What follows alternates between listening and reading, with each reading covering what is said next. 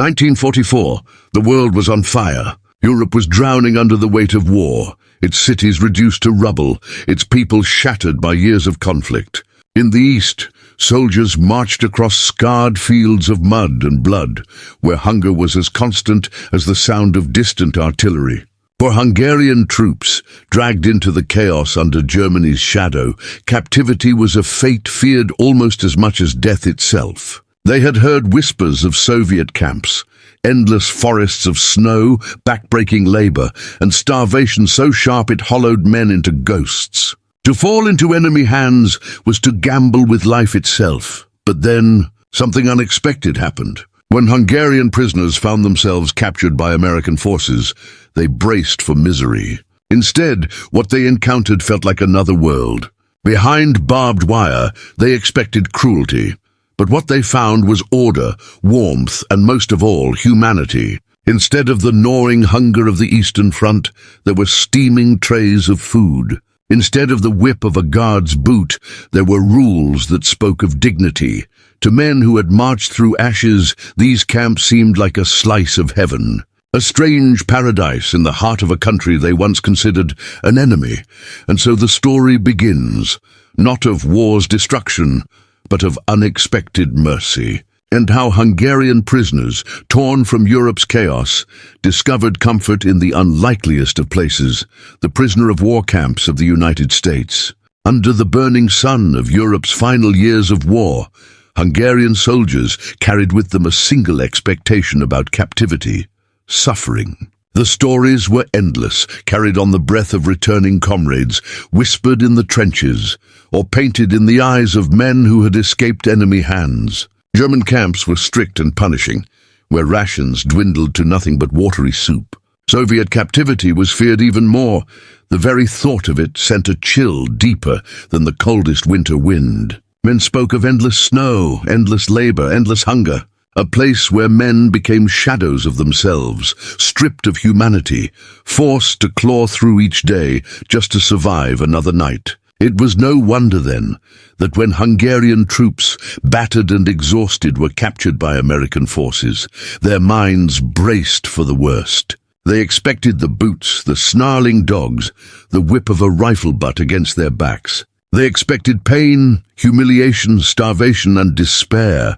But what they walked into was a world so different, so contrary to every tale they had been told, that some thought it was a trick. They were marched into camps that did not reek of filth and disease, but instead smelled faintly of pine, fresh earth, and wood smoke. The barracks they entered were not collapsing shacks of rot, but sturdy wooden buildings, aligned in neat rows, their roofs strong, their windows glassed, and their interiors warm. Inside, instead of straw infested with lice, there were bunks, actual bunks, each with mattresses, blankets, and pillows. The men stood frozen, their eyes wide, hands gripping the straps of their worn uniforms, afraid to believe what they saw.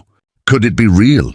Could captivity feel decent? Their uniforms, those ragged remnants of a once proud army, were taken from them. The cloth was worn thin, full of holes, stained with mud, blood, and sweat that no river could ever wash away. In their place, the prisoners were given new clothing, clean, sturdy, American-issued garments. The fabric smelled of soap, not smoke. It was the first time in years many of them had felt cloth against their skin that wasn't stiff with dirt or crawling with vermin. Some ran their hands over the seams again and again, marveling at the feeling. A few even laughed, the sound brittle at first, then fuller, like a dam breaking. These were men who had marched for days in rags that clung to their bodies like a curse, now standing in fresh uniforms, as if someone had pressed the reset button on their very existence. And then came the medicine.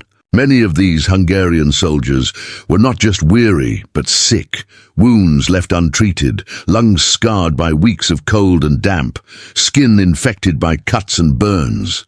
In Europe, the wounded often died not from their injuries, but from neglect. In Soviet hands, medical care was a luxury reserved only for survival's cruel lottery. But in the American camps, doctors and nurses examined the prisoners carefully.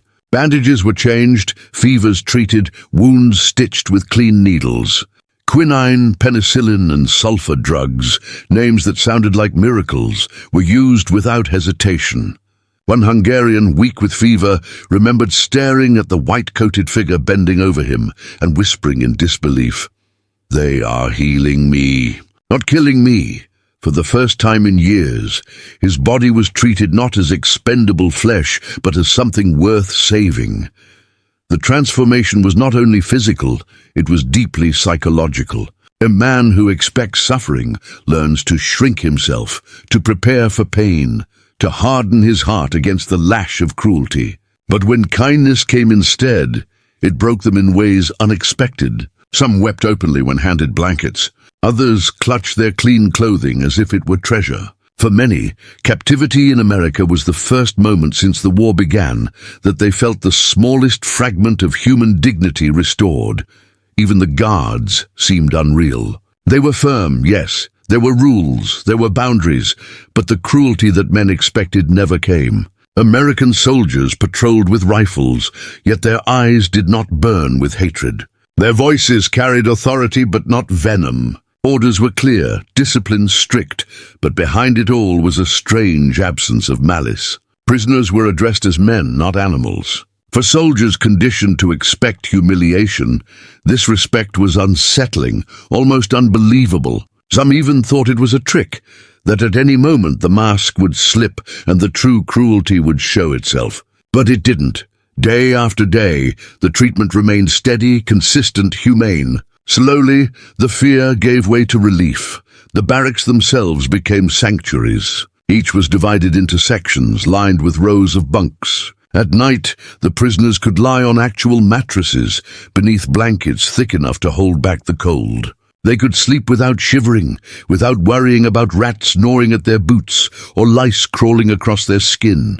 For men used to sleeping in trenches or barns, this simple comfort felt like luxury beyond imagination. They spoke of it in hushed tones, as if naming it too loudly might cause it to vanish. They laughed quietly at the absurdity of it all.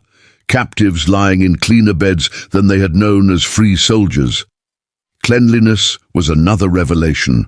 Showers and wash facilities were available, and soap was given freely. Soap!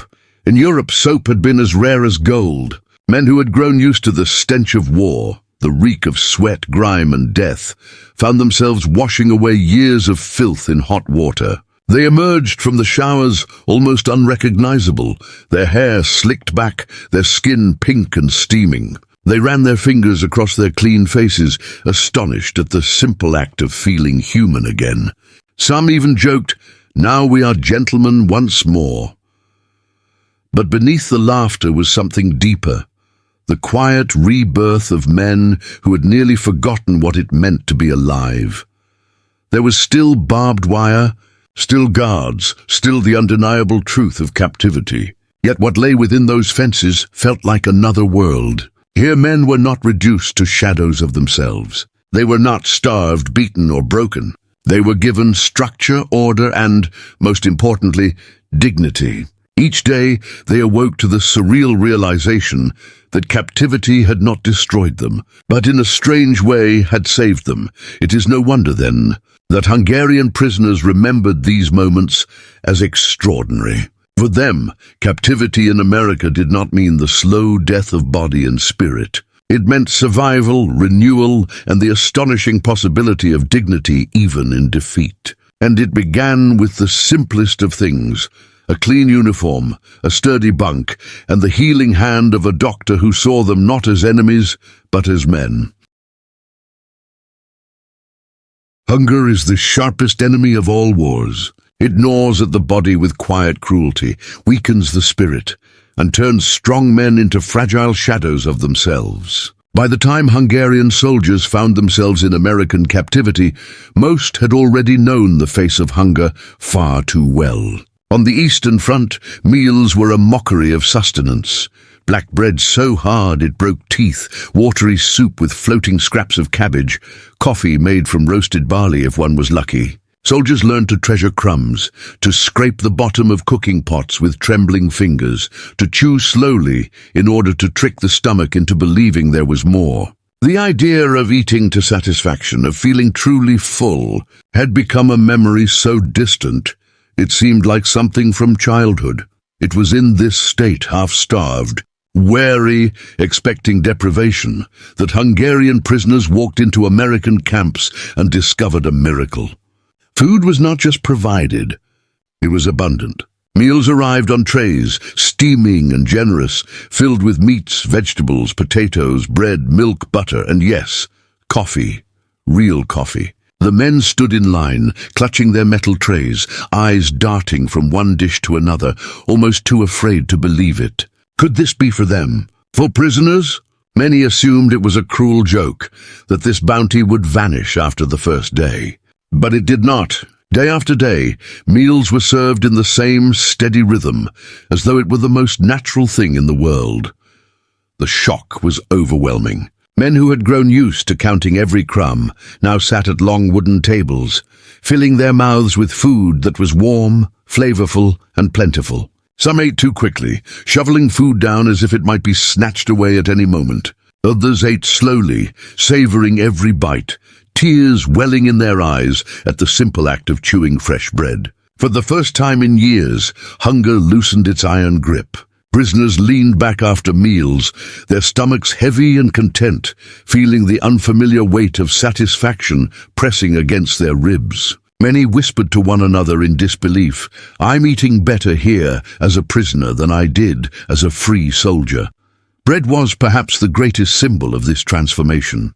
In Europe, bread had become black, mouldy, dense, with fillers like sawdust and ground straw. It was rationed so thinly that men learned to divide a single loaf into pieces no larger than a child's fist, meant to last an entire day. In America, bread arrived white and soft, sliced neatly, its crust golden. Hungarian soldiers stared at it as though it were a holy relic. They handled it carefully, sniffing the warmth rising from it, and then tasted it with expressions of almost religious awe. Some pocketed slices to save for later, unable to shake the fear that the abundance might disappear. Others marveled openly, declaring that never in their lives had bread tasted so rich. And then there was the coffee. For men who had survived on weak substitutes brewed from chicory or acorns, the first sip of American coffee was unforgettable. It was dark, strong, and real. The steam curled up into their faces, the bitterness clung to their tongues, and the warmth settled deep into their bellies. It was not just a drink, it was a symbol, a taste of civilization in the midst of war. Some POWs later confessed that coffee, more than anything else, convinced them they were in another world entirely. To sit in captivity, surrounded by enemies, and yet drink coffee as though in a cafe, it was surreal beyond words. The meals were carefully structured, not just to provide calories, but to maintain health. Fresh vegetables appeared often, along with milk and fruit. Vitamin deficiencies, common among soldiers during the war, were suddenly corrected. Men who had been pale and weak regained color in their cheeks. Wounds healed faster. Spirits lifted with every bite. A camp kitchen, staffed by American cooks and sometimes assisted by prisoners themselves, became the beating heart of daily life. The clang of trays, the smell of roasting meat, the chatter of men eating, it all became a rhythm of comfort that anchored the prisoners in their new reality. Food, however, was never just food. It carried with it the weight of dignity. To feed a man well is to acknowledge his humanity. For Hungarian soldiers, used to being treated as expendable, the act of receiving a balanced, hearty meal was more than nourishment. It was respect. The Americans, without words, communicated through food that these men, though enemies, were still men. And that message struck deeper than any political speech or military order. It touched the prisoners' very core, awakening something they thought had been lost forever, the belief that life could still hold moments of mercy. Over time, the dining hall became a place of ritual. Men filed in, heads high, no longer skulking like beggars, but walking with the steady gait of soldiers who knew they would be fed. They sat in groups, laughing between bites, sharing stories, and sometimes even singing. The atmosphere was light, surreal. almost festive compared to the bleak silence of other camps they had imagined. Food loosened tongues, eased tensions, and gave rise to a new kind of community. Even rivalries within the ranks softened under the glow of a hot meal. The Hungarian prisoners often compared notes with one another, marveling aloud at the strangeness of their fortune. Some admitted they felt guilty, knowing that back home their families scraped together meals from scraps while they, as captives, enjoyed trays of abundance. Others confessed a darker thought, that they were not sure they wanted to leave this life of full stomachs for the uncertainty of a shattered Hungary. In this way, food became more than sustenance.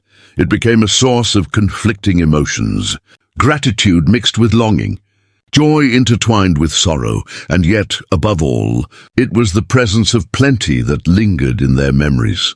Long after the war, Hungarian veterans who had lived through American captivity would tell their families and children, "I ate like a king in those camps."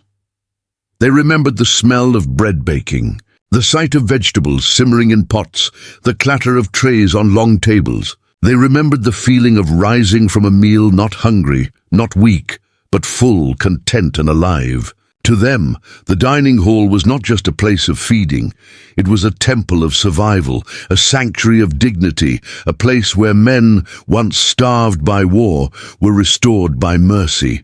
Barbed wire stretched in neat lines, hemming in the camp like a silent reminder of captivity. Yet within those boundaries, life unfolded in ways the Hungarian prisoners could scarcely have imagined.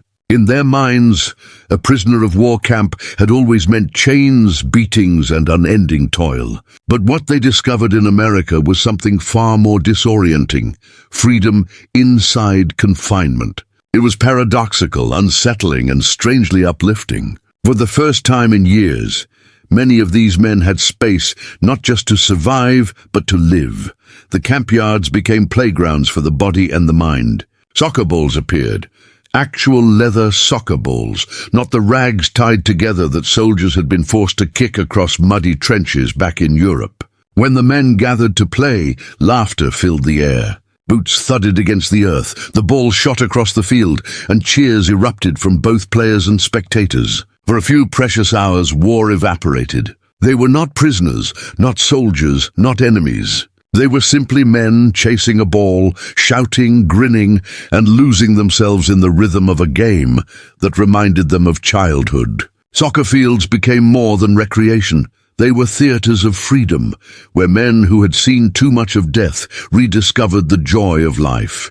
Yet the Americans did not stop at sports. Education was offered, in classrooms set up within the camp barracks. Books, notebooks, pencils, and even teachers, sometimes local volunteers, sometimes fellow prisoners with knowledge to share, were made available. Hungarian men, many of whom had grown up with interrupted schooling, suddenly found themselves back at desks, learning languages, mathematics, history, and even trades. Some took English classes, determined to master the language of their captors, perhaps sensing that it might prove useful in the future. Others studied mechanics or agriculture, eager to gain skills that could rebuild their lives when the war was over.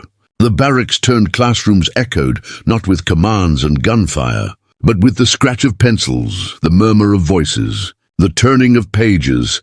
This access to knowledge gave prisoners a renewed sense of purpose. To sit with a book in hand, to stretch the mind after years of nothing but survival, was like drawing fresh breath after drowning. Men who had once only thought about how to live through the next day now began to dream of what might come after captivity. They scribbled notes, memorized words, and debated ideas. Letters home spoke of this strange gift. "I am learning English here," one wrote, "and perhaps one day when peace comes, I will use it." Another told his family, "They allow us to study. I did not think I would ever see a school again." Art, too, flourished within the camp fences. Sketches appeared on scraps of paper, carved figures emerged from blocks of wood, and songs drifted into the evening air. Some men painted landscapes from memory, rolling hills of Hungary, cottages, fields of sunflowers, while others painted the camp itself, capturing the surreal reality of their new lives. Music became a balm for weary souls. A guitar passed from hand to hand, fingers plucking melodies that spoke of home, longing, and fleeting happiness. Groups of prisoners gathered in circles, voices rising together in song, harmonies spilling into the night sky. Even laughter, once scarce on the battlefield, became a common sound. Letters provided yet another outlet for their restless spirits. For many, the chance to write to their families was priceless. With pen and paper, they poured out their hearts, telling loved ones not only of their survival, but of the strange comforts they had found. "Do not worry for me," some wrote. "I'm treated well. We have food, we have books, we even play football." These letters carried hope across oceans, easing the anxieties of wives, mothers, and children back home. The act of writing itself gave the men a sense of connection, tethering them to the world beyond the fences. Even the evenings carried a kind of magic. After meals, men would gather in small groups on porches or open fields, the air cooling as the sun dipped below the horizon. Cigarettes glowed in the dim light, stories flowed, and jokes sparked waves of laughter. The men leaned back, staring up at the wide American sky, marveling at the stars. For those who had only known skies filled with tracer fire and smoke, the stillness was a gift. They strummed guitars, shared memories of their villages, recited poetry, or sat in silence, simply grateful to feel human again. The freedom of spirit inside captivity carried profound meaning. The barbed wire remained. It glistened in the moonlight, sharp and inescapable. Yet somehow it became less threatening. The prisoners knew they could not leave, but they also knew they could live within. This strange balance softened their days. Men who had once trudged through mud with rifles now danced in fields, played cards in the barracks, debated philosophy at wooden tables. What the Americans had given them was not total liberty, but enough to remind them of who they were. They were not broken. They were not slaves. They were men who still had a future. In the years that followed, many Hungarian POWs remembered this freedom more vividly than the fences themselves. They spoke of soccer games played until their bodies ached, of evenings filled with song, of books that opened their minds when the world seemed closed. They recalled a strange paradox, that inside captivity they rediscovered pieces of themselves that war had nearly destroyed. For them, the American camps were not simply places of confinement, but unlikely sanctuaries where the human spirit found room to breathe. Work was supposed to be the burden of prisoners. In the imagination of Hungarian soldiers, captivity meant chains rattling in the cold, bodies bent under impossible loads, overseers barking orders while hunger gnawed at their insides. They had heard how men in Soviet hands were sent to cut timber in endless forests, breaking their backs for no reward but survival. They knew how German camps had driven prisoners into fields and factories with iron discipline, the smallest disobedience punished with a rifle butt or worse. So when they first heard they would be sent to work while in American captivity, many braced for misery. They expected the familiar rhythm of forced labor, exhaustion, cruelty, and despair. But what they encountered in the United States was so foreign, so unexpected, that it seemed at first like some strange illusion.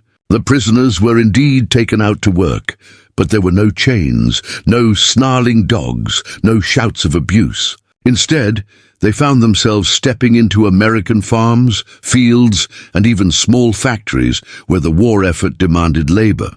The shock came quickly. Here they were not treated as disposable. They were greeted, instructed, and most astonishingly, compensated. To men conditioned to expect nothing but exploitation, this was nearly unthinkable. They were paid in canteen coupons or small wages they could use to buy items like cigarettes, candy, soap, or stationery. It was not just survival. It was a form of independence, the tiniest glimpse of control in a life otherwise bound by fences. On farms, Hungarian POWs worked alongside American civilians. They hoed fields, harvested crops, and stacked hay under the summer sun. Some drove tractors, others milked cows, still others helped gather cotton or fruit depending on the region. At first, the locals viewed them with suspicion. These were enemy soldiers, after all, men who had worn the uniform of a foreign power. But as the days passed, barriers began to fall. The prisoners proved themselves hard-working, polite, and eager. They sang Hungarian songs while harvesting, joked among themselves, and shared laughter with the farmers. Slowly, war melted away in those fields of wheat and corn. Bonds, however fragile, began to form. There were stories of American farm families offering prisoners lemonade during hot afternoons or meals after long days in the fields. Some POWs were invited into homes to sit at tables to eat alongside the very people they had once considered enemies. The strangeness of it all left deep impressions. One Hungarian later recalled, "I was a prisoner, yet I ate apple pie in the kitchen of an American farmer. I could not understand how such a thing was possible. For men used to cruelty, the simple kindness of sharing food and conversation was astonishing. They felt, perhaps for the first time, that they were being seen not as faceless enemies, but as human beings." In factories, the experience was similar.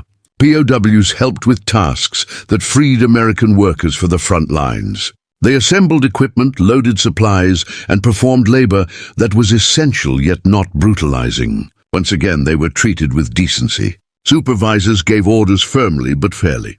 Mistakes were corrected, not punished with blows. The prisoners marveled at the efficiency of American industry, the machinery, the sense of order. Many took mental notes, imagining what lessons might be carried back to Hungary when peace returned. Work in these settings became not just labor, but education, a window into another world. The impact of this humane treatment was profound. Labor, which could have been a source of despair, became instead a source of purpose. The men rose each day with tasks to complete, and in those tasks they rediscovered rhythm, discipline, and even pride. It gave structure to their captivity, a way to measure time, not by the emptiness of waiting, but by the tangible results of their hands. When their work was done, they returned to camp not broken but satisfied, their small wages tucked away, their dignity intact. Over time, trust grew between some POWs and the local communities. There were instances where farmers petitioned to have the same prisoners return, praising their work ethic and reliability. Children of farm families sometimes played near the fields, watching the strange Hungarian men who smiled and waved at them. Some prisoners carved small toys from wood and handed them to curious children, creating memories that lingered long after the war. These bonds blurred the sharp lines of war, softening the image of the enemy on both sides. For the Hungarian POWs, this experience planted seeds of transformation. They had marched into captivity, expecting to be stripped of their humanity. Instead, they found themselves regaining pieces of it. They could work, contribute, earn, and even connect with strangers across the barriers of language and culture. The wages, modest as they were, symbolized something much larger: respect. To be paid was to be acknowledged as a man whose labor had value, not a slave whose only worth was endurance. Some prisoners later admitted that they dreaded the day the war would end, not because they did not long for freedom, but because they feared losing the stability, dignity, and humanity they had found in captivity. Back home, they knew their country was being torn apart. Hunger, political turmoil, and destruction awaited. Yet here, in the strange confines of an American POW camp, they had been given not just food and shelter, but work that gave meaning. It was an irony that haunted them. They were enemies, yet they had been treated better in captivity than they had in uniform. When Hungarian POWs told their stories after the war, the memories of work remained vivid. They remembered the feel of wheat stalks brushing against their arms as they harvested in the sun, the clatter of machinery in American factories, the taste of cool water shared with a farmer under the shade of a tree. They remembered laughter exchanged with locals who, for a moment, forgot the war. And they remembered the weight of coins or tokens in their pockets, proof that their labor had been honored. In the end, work in the American camps was more than just labor. It was a revelation. It showed Hungarian prisoners a vision of what captivity could be when infused with humanity. It showed them that respect could exist even between enemies, and it reminded them above all that dignity could be preserved in the unlikeliest of places, in the rhythm of hands sowing fields, in the laughter shared with strangers, in the wages given to men who had expected nothing but chains. Hope was the rarest commodity in wartime Europe.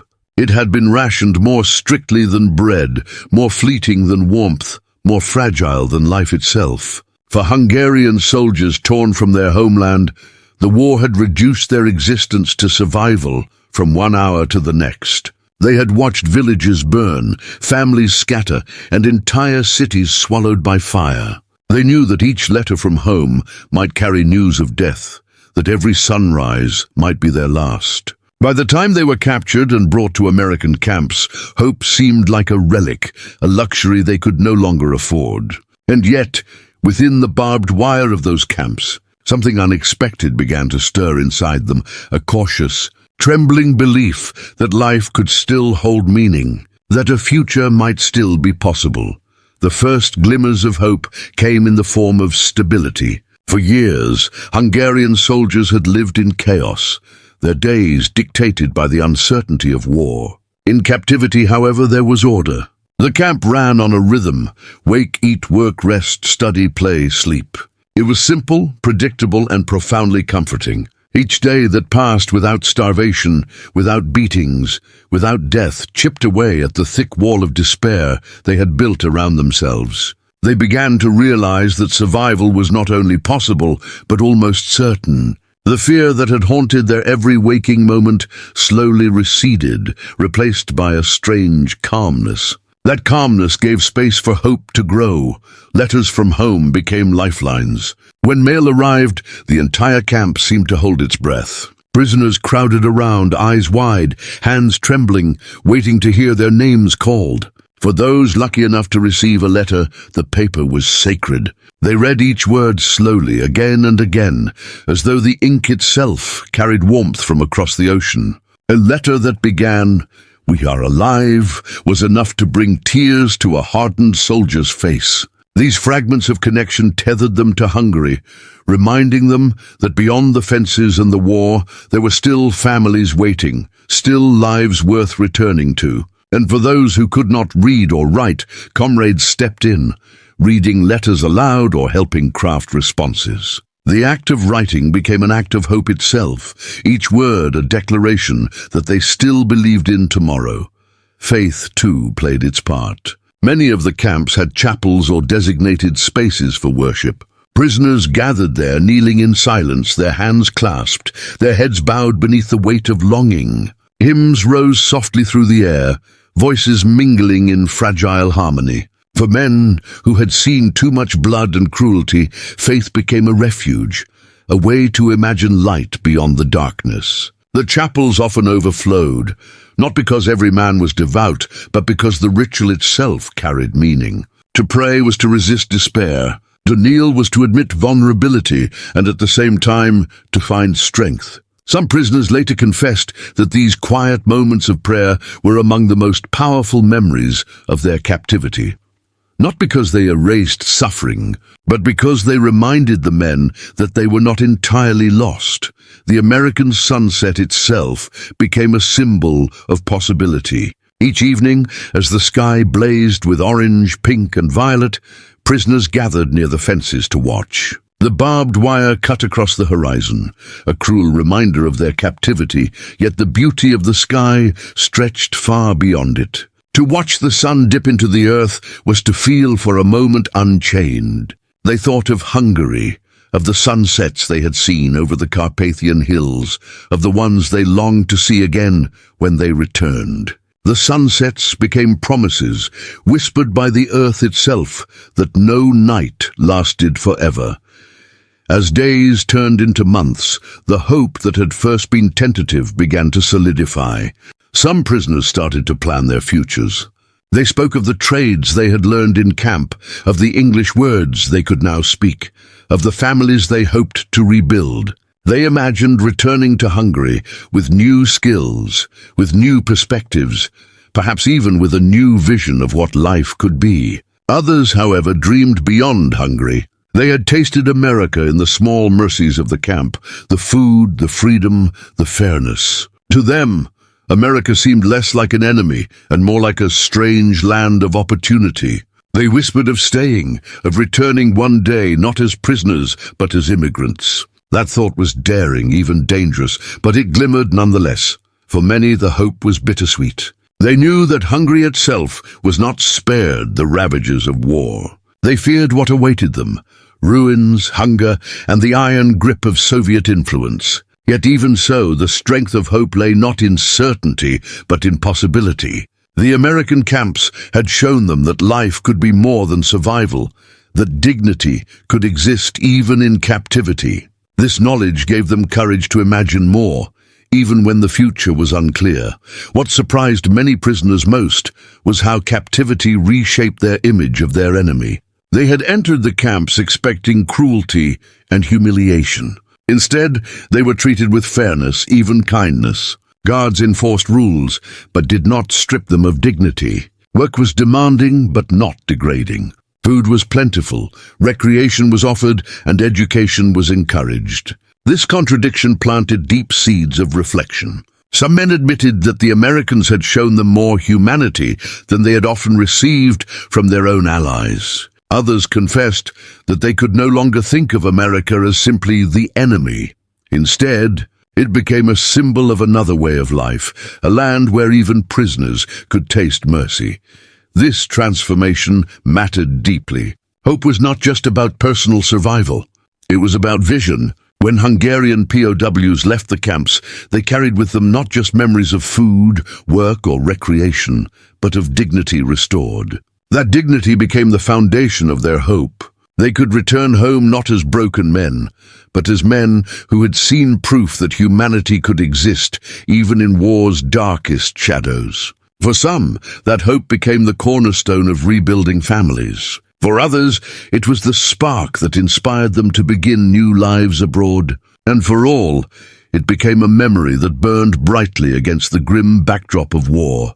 The paradox endured long after the fences came down. Hungarian prisoners remembered their captivity not as a nightmare, but as a strange kind of sanctuary. They spoke of America not as a place of chains, but as the land where they had glimpsed mercy. That memory became a story passed down to children and grandchildren, a testament to how even in the darkest of times, hope could survive. The war had taken everything from them: homes, freedom, comrades, but in the end, captivity in America had given something back: the belief that life could still be beautiful, that enemies could show kindness, that the future, however uncertain, was still worth dreaming of. And so, in the unlikeliest of places, Hungarian soldiers learned that hope was not dead. It had only been waiting in the warmth of a meal, in the pages of a book, in the laughter of a game, in the kindness of strangers, and in the glow of a sunset that painted freedom across the sky.